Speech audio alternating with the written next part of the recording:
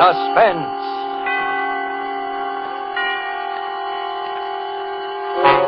Tonight, To Find Help, starring Frank Sinatra and Agnes Moorehead.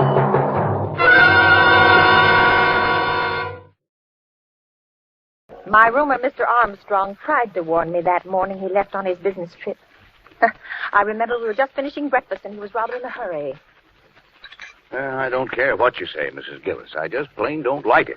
You're alone here in the house all day. There are no close neighbors. And after all, you know nothing about the man. Good gracious, Mr. Armstrong, you'd think I was a pretty young thing of 20 to hear you tell it. And another thing. Seems very strange to me that a young man should be job hunting from door to door in this day and age. Why, there are plenty of jobs to be had. This is why it's so difficult to find help these days. Oh, you're a worrywart, Mr. Armstrong. And now that I've found someone to do my heavy work, I'm not going to let your silly notions change my mind. All the same, though, I'm not leaving the house this morning till I get a look at the guy. I remember I kept worrying about poor Mr. Armstrong missing his train because it was getting to be 9 o'clock. He dried the breakfast dishes for me, and as he talked, he kept looking out of the window towards the long driveway. Hey, Here he comes. Well, I guess I needn't have worried. Mr. Armstrong was smiling, for he'd seen my young man who was coming up the driveway. And I smiled, too. Even I had forgotten what a meek, harmless-looking lad he was. Why, he could hardly be called a man at all, I thought. So that's the critter who's been causing me all this mental anguish. Oh, there, you see, you and your silly ideas. Well, the little guy's not strong enough to keep a regular job, I suppose. Why, I believe Sarah's getting some of your foolish notions, Mr. Armstrong.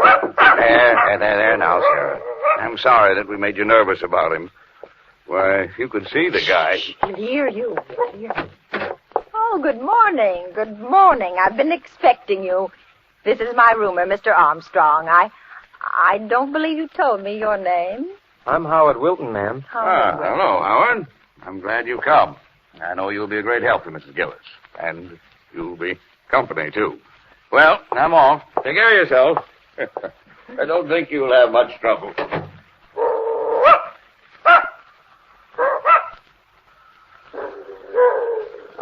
I don't believe your dog likes me, Mrs. Gillis. Yes, of course she does, but she's just getting a little old and peevy. Oh. Come along now, Howard, and I'll show you where to hang your coat. Yes. Oh, yes. I always hang my coat up. He followed me into the closet storeroom at the back of the house. Then I handed him a clothes hanger and a rough, heavy apron, which I kept for cleaning help. Is this apron clean, Mrs. Gillis? Why, of course it's clean. No one's worn it since it was laundered last. But there are spots on it. See? Spots? Oh, here, let me look at it. Oh, but that's paint. No dirt and dried paint. If you don't mind, I'd rather not wear it. Well, what do you wear then? You didn't bring out the clothes, did you?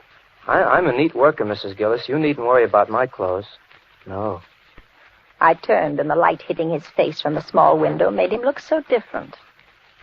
I was startled for a moment, and then I thought, why, you're a silly old woman, Mrs. Gillis. And then I smiled. Are you laughing at me, Mrs. Gillis? Oh, why, no. I was laughing at myself. Come along. Let's get started now.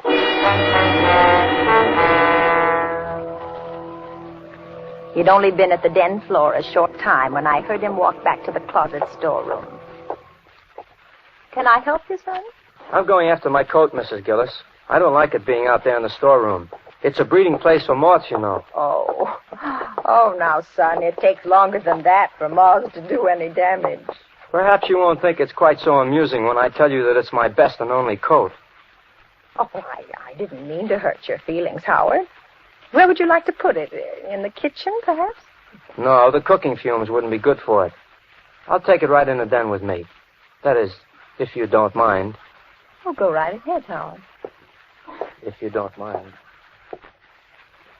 Suddenly, I was thankful that there was a phone. He was such a peculiar boy. I wasn't really alarmed. Not then, I wasn't. Still, it was good to know the phone was there. And that old Sarah was still in the breakfast room asleep.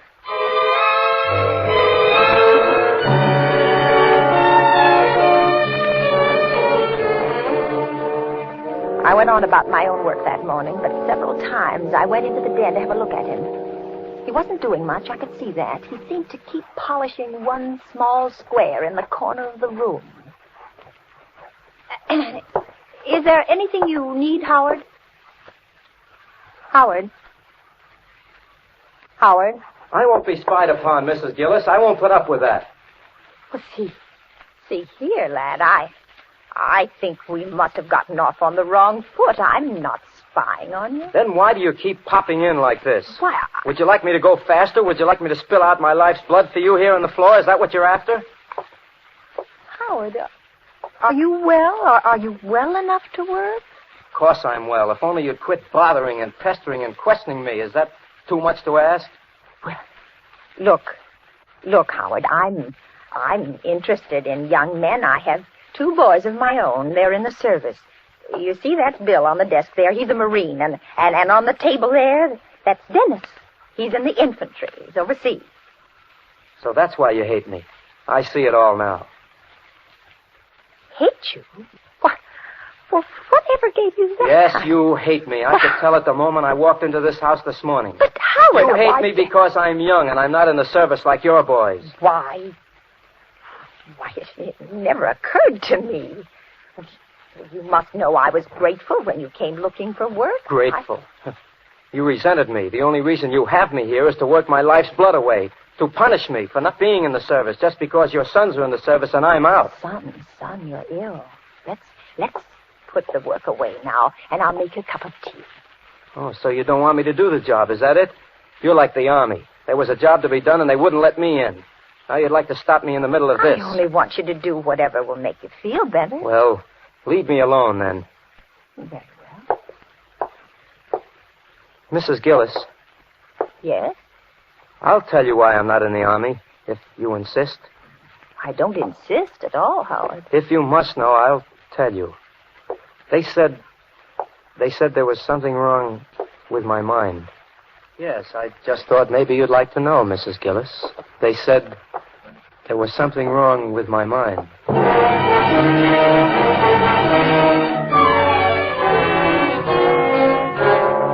The first thing that I thought of when I reached the hallway was the phone, but it was in the den with Howard.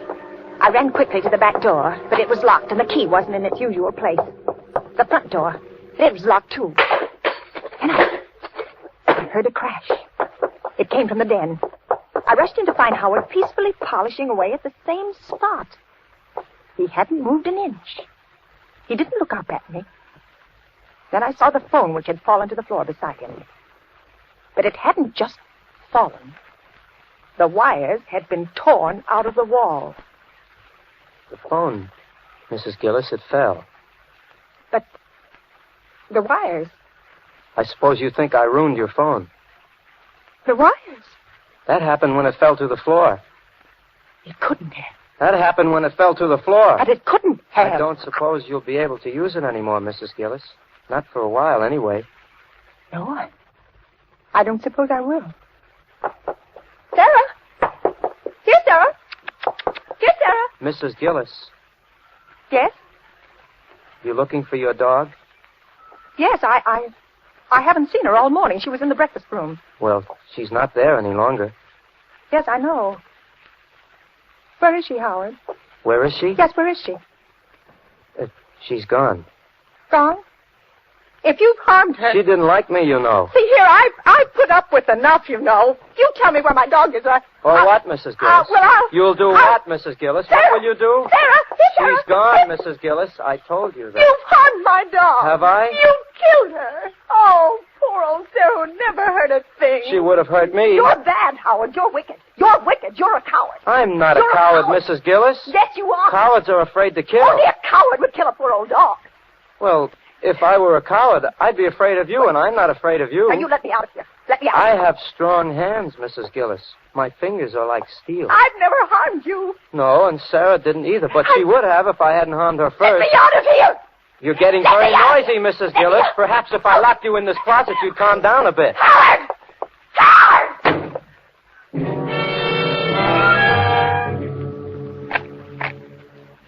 And then I heard the key turn in the lock.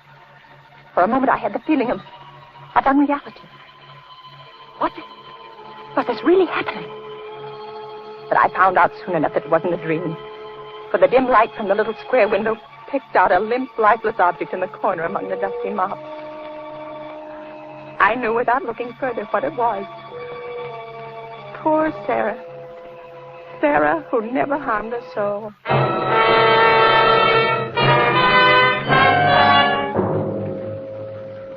I don't know how long he kept me there. I could hear him moving about the house, but he finally came back. He spoke to me through the door. Have you calmed down, Mrs. Gillis? Yes, Howard. Yes. Let me out. Why?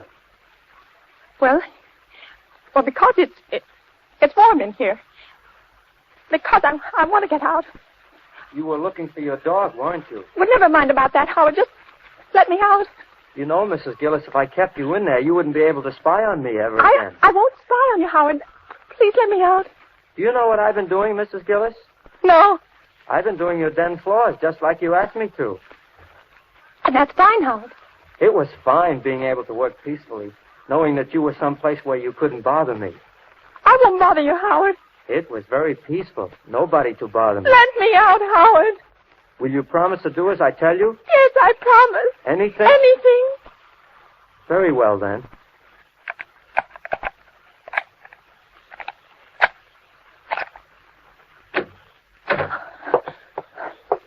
Now, no tricks. No. Feel my hands, Mrs. Gillis. He held them out before him. They were thin, weird-looking hands. Then he turned them over slowly, and he looked down at them. Are they nice hands, Mrs. Gillis? Yes. Yes, they're nice hands. But you haven't felt them. I knew better than to argue, and I forced myself to take hold of one of them.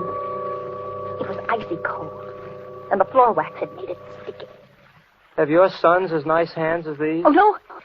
No, they haven't. But they got into the army, didn't they?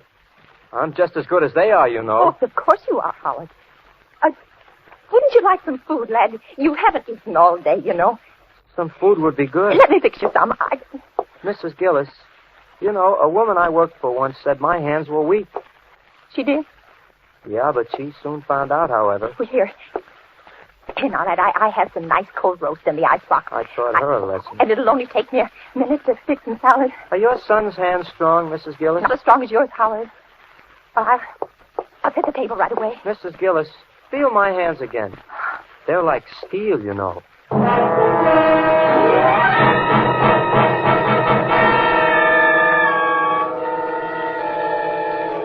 I finally managed to get some lunch on the table, and Howard sat beside me. He didn't say much, and he ate very little. I tried to appear casual, to engage him in a conversation, just anything. Do you work often, Howard? Not often. Well, do you have trouble finding jobs? Well, people are anxious to find help these days, weren't you? Yes, to find help. Mrs. Gillis, they're looking for me. Who, Howard? Well, I don't know exactly. The people I worked for last, I guess. Well, was that here, in this town?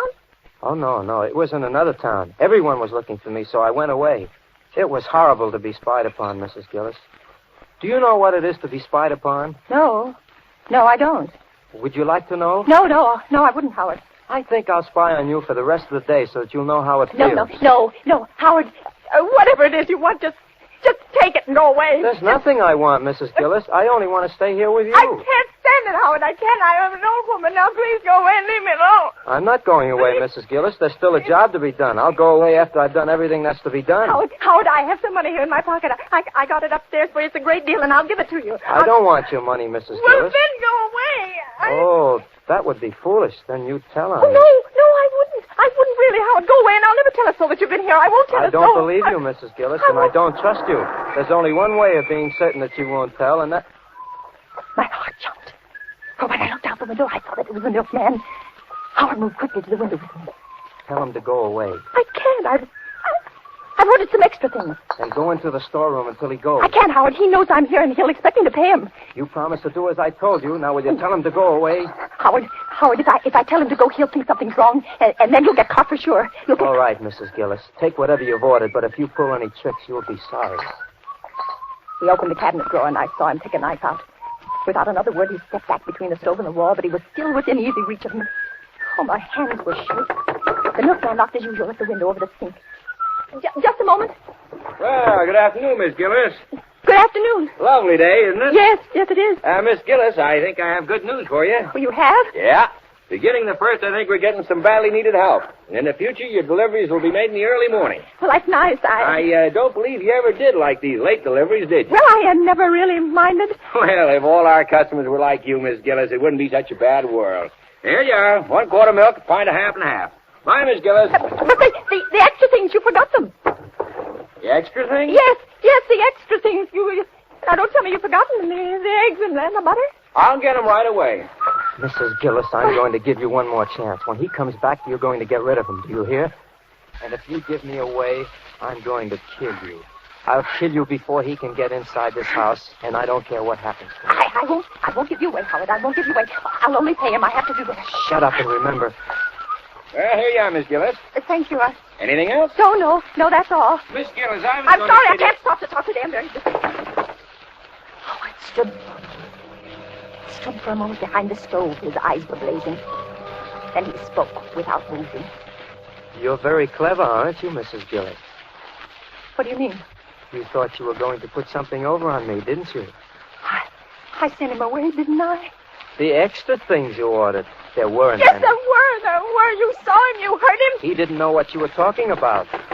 The milkman had returned. Oh, he stood outside the window.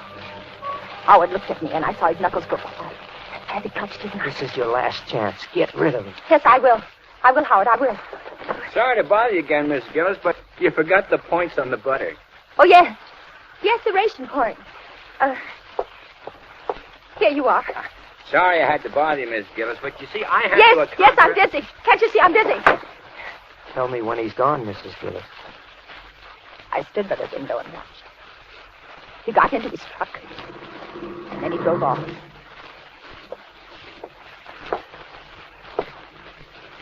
So that was your scheme, was it? So you wanted to give me away. He's gone now, Howard. You thought he'd save you, didn't you? No, I sent him away like you asked me. Do you know what would have happened to me? I sent him away. Do you? They would have taken me away. Howard, leave me alone. I'm going to punish you. No, Howard, I've been punished. No, you haven't. Standing very close now, and I knew he still held a knife. And suddenly, everything was black, and I slipped to the floor.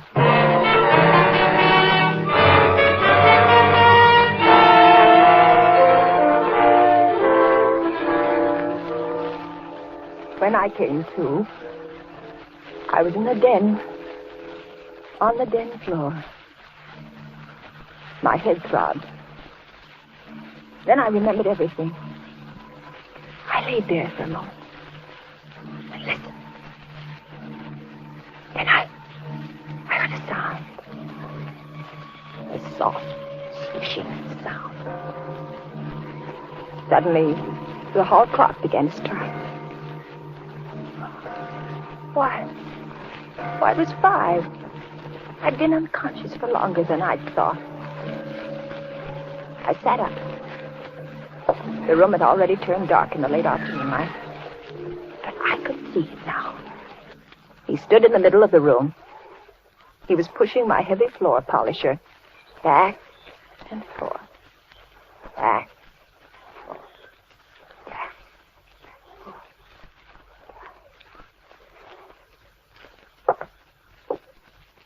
What time is it, Mrs. Gillis? About 5. Well, I guess I'll call it a day now. I've done a nice job, haven't I? Yes, Howard. Very nice. I think I'll be going now. I got to my feet. He paid no attention. He picked up his coat, which he'd placed over a chair when he'd taken it from the storeroom. Then he looked at the floor again. Doesn't it shine nicely, Mrs. Gillis? Yes. Yes, it does. Was it worth $5 to you? Oh, yes, Howard. I have nice hands, haven't I, Mrs. Gillis? Yes, Howard, you have. Here, take the money. Thank you. You know, it's a pity they have to be used to polish floors. You've done such a good job, Howard. I'm going to give you a few extra dollars. Thank you. Will you be needing me tomorrow, Mrs. Gillis? No, thank you, Howard. The door's locked, Mrs. Gillis. Yes, Howard. Do you have the key? Yes, I do. I just remembered. A lot of things. Mrs. Gillis, there's someone at the door. Yes, Howard. Will you open it? Oh, should I? Yes, Howard, you have the key. I have? This it, Mrs. Gillis? Yes. Yes, it is. Open the door. Open the door, Howard. Open it. All right, Mrs. Gillis. Hello. I'm Mr. Stevens of the phone company. Your phone's been reported out all day. I'm sorry we couldn't get around any sooner, but we're really swamped. Mrs. Gillis, is your phone out of order? No, there must be some mistake. Well, now, that's strange. We've had several reports. Maybe I better run back and check my books in the truck. Just a moment, Mr. Stevens. Could you do me a favor? Well, certainly. This boy... Mrs. Gillis. This boy, he's worked here all day. He's done a good job, but I don't think he's well. I'm all right, Mrs. Gillis. Oh, but you're tired, aren't you? Aren't you tired, Howard? Doesn't your head ache? Yes, I am tired. And my head does ache. Well, maybe Mr. Stevens will be kind enough to drive you to the car line. Why, sure, I'll be glad to, Mrs. Gillis, but I can't wait long. Well, right away, and I'll go along, too. I have some marketing to do. And, Mr. Stevens, as long as you're here, would you mind checking the phone just to make sure? Of course. I'll show you where it is. Can I show him, Mrs. Gillis? No, Howard, you wait here. We'll be right back. I moved quickly towards the den. Mr. Stevens followed me. Once inside, I closed the door behind us. He spotted the wrist wires at once. Say, this That man is dangerous. Drive us to the police station as fast as you can. Where is... Howard! Howard! We've got to find him. We can't let him get away. We'll take the truck. Come on.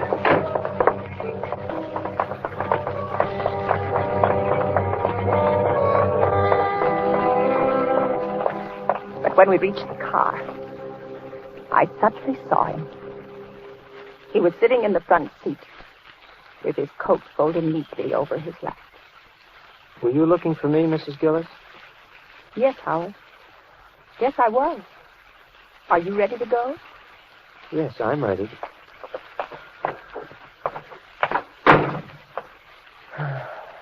It's very kind of you to do this for me. I'm very tired.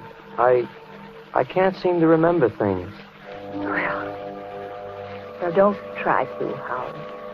Well, we all ready? All ready, Mr. Stevens. All ready, Mr. Stevens.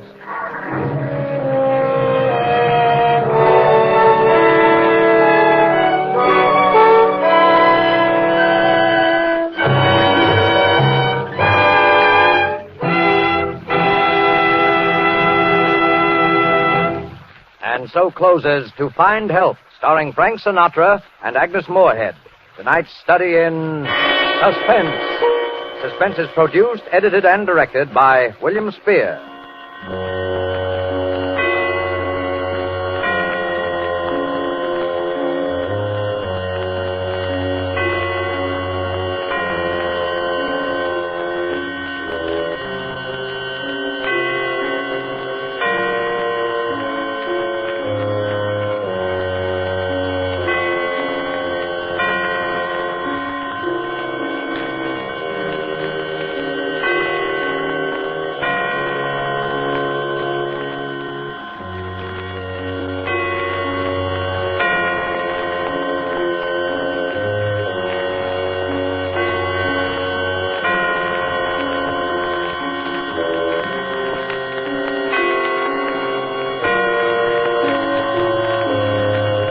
This is the Armed Forces Radio Service.